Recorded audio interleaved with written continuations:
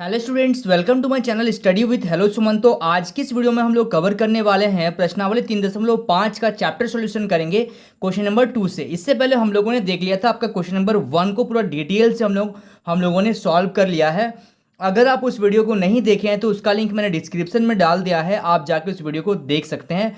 या फिर कोई भी वीडियो अगर आपको क्लास 10 से रिलेटेड आपको देखना है तो सारा लिंक मैंने डिस्क्रिप्शन में डाल दिया प्रॉपर तरीके से प्लेलिस्ट बनाकर, ठीक है। आप जाएंगे तो आपको सारा वीडियो मिल जाएगा।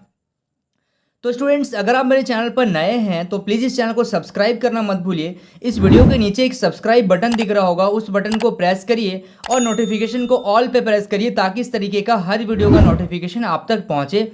तो स्टूडेंट्स, चलिए इस वीडियो को बिना टाइम वेस्ट करते हुए फटाफट से स्टार्ट कर लेते हैं। देखिए क्वेश्चन नंबर 2 का देखिए पहला क्वेश्चन है, ठीक है। यानी कि यहाँ पे आपका टोटल 2 क्वेश्चन आएंगे। ए और बी के किन मानों के लिए निम्न रैखिक समीकरण के युग्म के अपरिमित रूप से अनेक हल होंगे।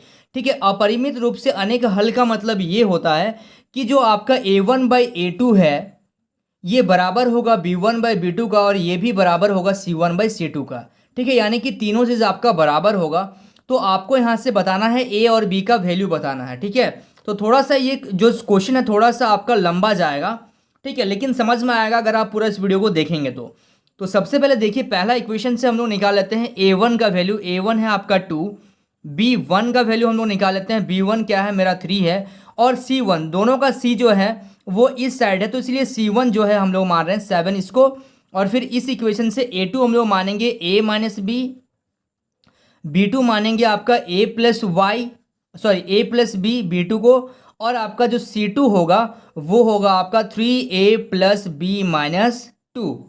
ठीक है, अब आपको बोला गया है, अब आपको ध्यान से देखते हुए चलिएगा। अब आपको इस क्वेश्चन में दिया गया है कि अपरिमित रूप से अनेक हल, ठीक है, अपरिमित रूप से अनेक हल होने के लिए, अपरिमित रूप से अगर अनेक हल होगा तो क्या करना होगा कि a1/a2 जो है वो बराबर होना पड़ेगा b1/b2 का, और b1/b2 जो होगा यानी कि c1/c2 के बराबर होगा।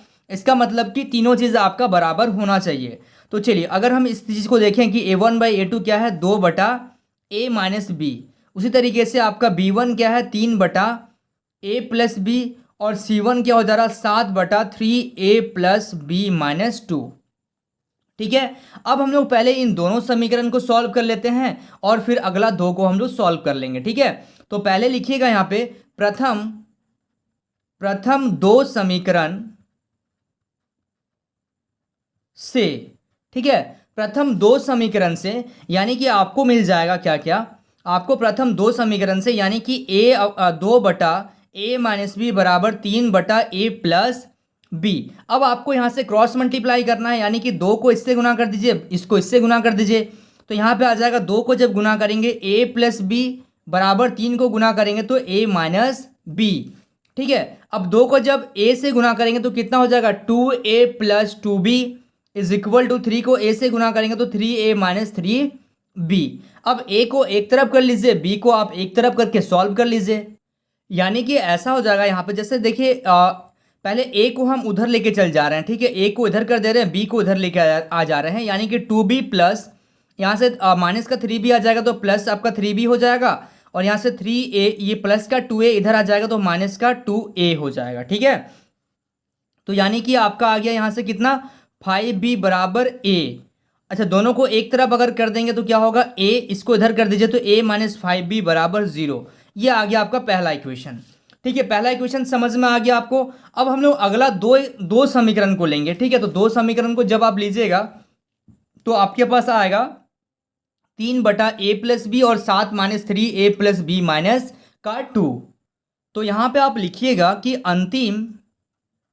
अंतिम 2 समीकरणों से, ठीक है, अंतिम 2 समीकरणों से आपको क्या मिलेगा, आपको मिलेगा 3/a प्लस बी बराबर आपको मिलेगा 7/3a प्लस बी माइनस का 2। तो जब आप क्रॉस मल्टीप्लाई करेंगे तो 3 को गुना करेंगे आप 3a प्लस बी माइनस 2 से, बराबर 7 को जब गुना करेंगे तो a प्लस बी से आपको गुना करना पड़ेगा। तो 3 को जब गुना करेंगे तो कितना जाएगा 3 3 9a प्लस 3b माइनस 3 दूनी 6 बराबर 7 को आप गुना कर लीजिए 7a प्लस 7b। ठीक है, अब आप एक काम करिए कि सारा चीज़ को इधर लेके आ जाइए। ठीक है, तो 9a और ये प्लस का 7a है, इसको इधर लेके आ जाएंगे तो माइनस का 7a हो जाएगा। उसके बाद लिखिए 3b और माइनस का इधर आ जाएगा तो प्लस का 7b को इधर लेके आ जाएंगे तो माइनस का 7b, और ये जो प्लस का 6 है इसको इस पार लेके चल जाइए। ठीक है, तो यहाँ से आपका आ गया 9 में से 7 घटा देंगे तो आ जाएगा आपका 2a प्लस यहाँ से आ जाएगा आपका प्लस और माइनस, सॉरी माइनस होगा 7 में से जब 3 घटाएंगे तो 4b, लेकिन ये बड़ा है इसलिए यहाँ पे माइनस का साइन आएगा इक्वल टू 6। अब क्या करिए 2 कॉमा ले लीजिए सबसे, यानी कि 2 कॉमा लेंगे तो a minus 2b equal to 6, यानी कि आपका आ जाएगा a minus 2b is equal to 6 by, ये देखिए गुना में है, जब ये इधर आ जाएगा तो डिवाइड में हो जाएगा 2, यानी कि आपका आ जाएगा a minus 2b is equal to 3। ये आ गया आपका सेकंड इक्वेशन। ठीक है, देखिए यहां से आपका पहला इक्वेशन आ गया था और यहां से आपका सेकंड इक्वेशन आ गया। ठीक है, अब इन दोनों इक्वेशन जो आया है आपका, इन दोनों इक्वेशन को आप क्या कर सकते हैं, वज्र गुणज विधि द्वारा आप सॉल्व कर सकते हैं। ठीक है, a और b आप निकाल सकते हैं, किसी भी तरीके से आप इसको सॉल्व कर सकते हैं, क्योंकि क्वेश्चन में आपको बोला नहीं गया हुआ है कि आपको वज्र गुणज विधि द्वारा ही करना है। ठीक है, तो आप किसी भी तरीके से सॉल्व कर सकते हैं। मैं इसको वज्र गुणज विधि द्वारा इसको सॉल्व करके मैं इसका आंसर को लेके आ रहा हूं। ठीक है, ये 2 समीकरण था। ठीक है, इसको हम लोग क्या करेंगे, इसको वज्र गुणन विधि से, ठीक है, वज्र गुणन विधि से हल करने पर, ऐसा लाइन लिख दीजिएगा। ठीक है, हल करने के लिए या फिर हल करने पर तो आपका a1, क्योंकि वहां पे स्मॉल a मान लिए थे तो बड़ा a आपको मानना पड़ेगा। a का वैल्यू कितना है, 1 है, क्योंकि यहाँ पे x का टर्म नहीं है ना, तो a और b कांस्टेंट है। ध्यान दीजिएगा, a के साथ जो भी रहेगा उसको हम लोग क्या मानेंगे, 1 मानेंगे। अब यहाँ पे क्या मानेंगे, b2 जो क्या है माइनस का 5, और c2 क्या हो जाएगा, सॉरी c1 होगा क्योंकि पहला इक्वेशन के लिए कर रहे हैं ना, तो c1 0। अब a2 सेकंड इक्वेशन को देखेंगे तो a2 1, b2 क्या हो जाएगा माइनस का 2, और c2 क्या हो जाएगा आपका 3। ठीक है, अब यहां से जो फॉर्मूला हम लोग का होता है वो क्या होता है, जब a के लिए करेंगे, ठीक है, जब a के लिए करेंगे तो मेरा क्या है यहाँ पे एक्स वाई जेड, तो एक्स वाई तो नहीं है, मेरा a है, तो a बटा इसको छोड़ के हम लोग इससे इसको गुना करेंगे, यानी कि -5 into -3 minus this into this, यानी कि ये तो आपका पूरा 0 हो जाएगा। ठीक है, समझिएगा आप लोग ध्यान से, जब हम लोग b को लेते हैं, यानी कि जब हम लोग y को लेते हैं तो इस चीज़ को हम लोग नहीं लेते हैं, और पहले क्या करते हैं, सबसे पहले हम लोग इस चीज़ को लेते हैं, यानी कि a2 इंटू c1, यानी कि 1 इंटू 0 माइनस 1 इंटू 3 बराबर, जब आप कांस्टेंट को लेंगे तो क्या लेंगे, 1 अपॉन, ठीक है, ये कांस्टेंट है इसको आप हटा दीजिए, तो a1 इंटू b2 यानी कि 1 इंटू -2 माइनस, ठीक है, माइनस क्या होगा आपका a2 इंटू b1 यानी कि 1 इंटू 5। तो चलिए अब इसको सॉल्व करिए, a बटा माइनस और माइनस प्लस 5 या कितना आ गया 15, ये तो पूरा 0 हो गया आपका, बराबर b बटा ये 0 हो गया आपका 0 -3, 1 बटा आपका यहाँ से आ गया -2 -5, यानी कि आपका यहाँ से आ जा रहा है a बटा 15 बराबर b बटा -3 बराबर 1 बटा -7। ठीक है, समझ में आ रहा है आपको यहाँ तक। चलिए अब a को इससे इक्वेट कर देंगे, b को इससे इक्वेट कर देंगे। ठीक है, यहाँ पे 1 मिनट अगर हम लोग देख लें, यहाँ पे देखिए -5 है ना, यहाँ माइनस होगा एक्चुअली में, तो ये प्लस हो जाएगा, यानी कि यहाँ पे आपका आ जाएगा +3। ठीक है, थोड़ा सा गड़बड़ हो गया था यहाँ पे, तो चलिए इसको इक्वेट कर दे रहे हैं इससे, यानी कि a बटा 15 बराबर क्या कर रहे हैं 1 बटा 3, तो a का वैल्यू कितना जा रहा है 15 को इससे गुना कर दीजिए तो ये आ जाएगा 15 बटा 3, यानी कि 3 एकम 3, 3 बचे 15, तो a का वैल्यू मेरा आ गया यहाँ से 5। उसी तरीके से अगर हम लोग b को करेंगे तो b बटा -3 बराबर 1 बटा 3, देखिए क्रॉस मल्टीप्लाई हम लोग तो कर रहे हैं, लेकिन जब आप इसको भी गुना करिएगा तो ये 3b इज इक्वल टू -3 हो जाएगा, फिर से इस 3 को आपको नीचे लेके आना पड़ेगा, इसलिए हम खाली इसको इससे गुना कर दे रहे हैं, तो b बराबर -3 बटा 3, यानी कि ये कट गया तो आपका आ गया -1, तो a का वैल्यू आ गया यहाँ पे लिखिएगा इस प्रकार a बराबर 5 और b बराबर क्या आ गया, b बराबर आ गया आपका -1।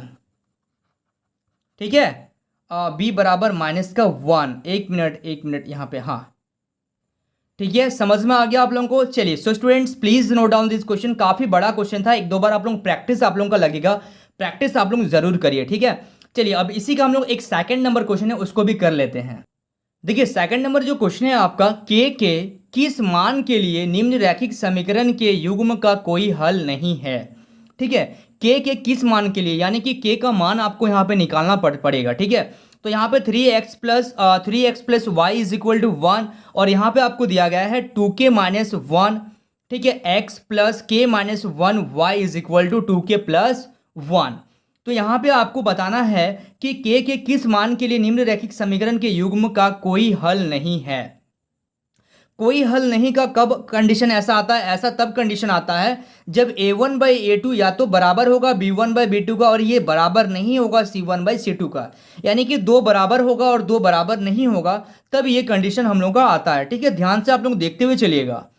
अब देखिए यहाँ पे सबसे पहले हम लोग इसको लिखेंगे यहाँ पे कि कोई हल ना होने के लिए हम लोग को क्या चाहिए, कोई हल, कोई भी हल। ठीक है, कोई भी हल ना होने के लिए, ना होने के लिए, तो कोई भी हल नहीं होने के लिए हम लोग को क्या चाहिए, 3/2k-1 बराबर आपका y के साथ y को, यानी कि y का वैल्यू कितना है 1, k-1 is equal to constant के साथ 1/2k+1 नॉट इक्वल टू। ठीक है, ये चीज समझ में आ रहा है।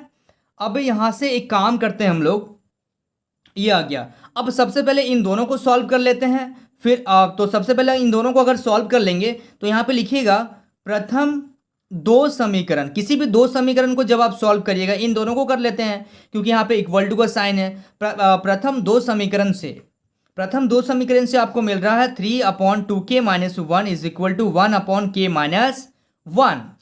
ठीक है, तो अब देखिए जब क्रॉस मल्टीप्लाई करेंगे तो क्या होगा, 3 × k-1 is equal to 1 × 2k-1।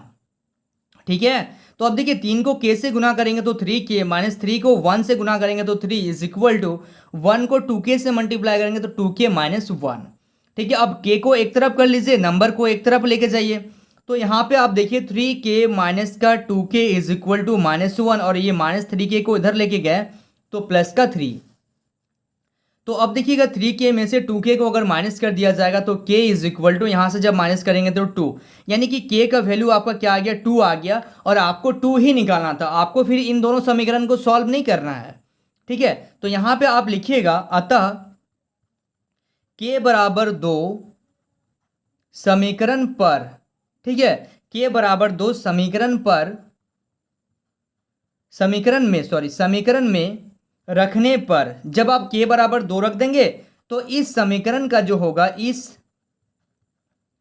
समीकरण का कोई भी हल नहीं होगा। ठीक है, जब मतलब ये आपसे पूछ रहा था कि k बराबर क्या रखें कि ये रैखिक समीकरण का जो है वो कोई हल नहीं होगा, जब आप k बराबर 2 रख देंगे तो आपका इस रैखिक समीकरण का कोई भी हल नहीं होगा, ऐसा आपको लिखना पड़ेगा। ठीक है, क्लियर हो गया आप लोगों को। चलिए so students please note down this question. So students I hope आपको इस वीडियो से काफ़ी कुछ सीखने को मिला होगा। वाकई अगर आप इस वीडियो से कुछ सीखे हैं तो इस वीडियो को लाइक करिए, हमारे चैनल को सब्सक्राइब करिए और इस वीडियो के एंड में कमेंट करना मत भूलिए। चलिए मिलते हैं नेक्स्ट वीडियो में। जो आपका नेक्स्ट वीडियो आने वाला है वो आने वाला है आपका क्वेश्चन नंबर 3 को हम लोग सॉल्व करेंगे उसमें। ठीक है।